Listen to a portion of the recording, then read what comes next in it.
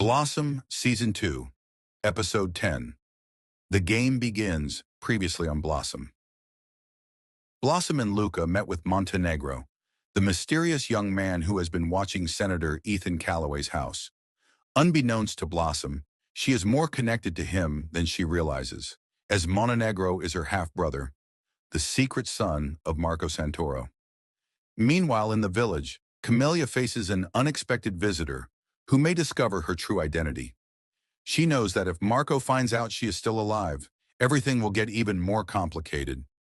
Now Blossom and Montenegro are about to infiltrate the senator's house to find Irina, but someone else is watching from the shadows. Nothing in this game is what it seems. Opening scene, preparing for the infiltration. In a small safe house, Blossom reviews the floor plan of the senator's house while Montenegro and Luca watch. "We know there will be a private event tonight," Montenegro says, pointing to the main entrance. "That will be our moment to enter without raising suspicion." Blossom nods. "But we can't assume Irina will be in a visible area. She's probably kept in a locked room." Luca crosses his arms. "I have a contact who works in the security at the house. I can get access to the guest list. If we can get in as part of the event, we won't have to force our way in." Montenegro looks at Blossom. "Are you sure you can handle this?" Blossom holds his gaze. "I'm getting my daughter back. There is no other option." Meanwhile, in the village, a threatened secret. Camellia sits at the table in the cabin, her expression calm but alert. In front of her, the unexpected visitor, a middle-aged man with a perceptive gaze, studies her. "I heard rumors that someone like you was here," he says slowly. "A woman who disappeared years ago." Camellia remains unmoved. "People say a lot of things." The man leans on the table. "It's curious, her disappearance never had clear answers. And now here I am in front of you." Grandmother Rosa watches silently from the corner, her eyes reflecting the same tension Camellia feels in her chest. "If you're here looking for answers," Camellia says firmly, "you won't find any." The man studies her a moment before leaning back with a faint smile. "Maybe not today." He stands and walks toward the door. "But soon someone else will come asking." "Not today." He stands and walks toward the door. "But soon someone else will come asking."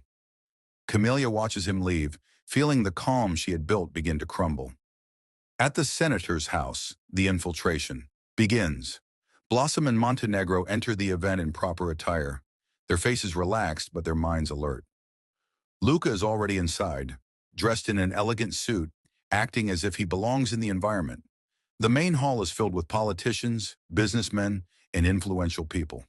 Blossom and Montenegro move naturally through the crowd, observing each exit, each guard, each closed door. Montenegro murmurs softly, "My contact says there are private rooms on the second floor. If Irina's here, she's probably up there." Blossom nods. "Then we head upstairs." They glide carefully through the crowd. Luca discreetly approaches. "Be careful. You're not the only ones interested in this place." Blossom frowns. "What do you mean?" Luca lowers his voice. "There's someone else here. I don't know who, but they're watching us." Blossom and Montenegro exchange a look before continuing forward. They can't stop now.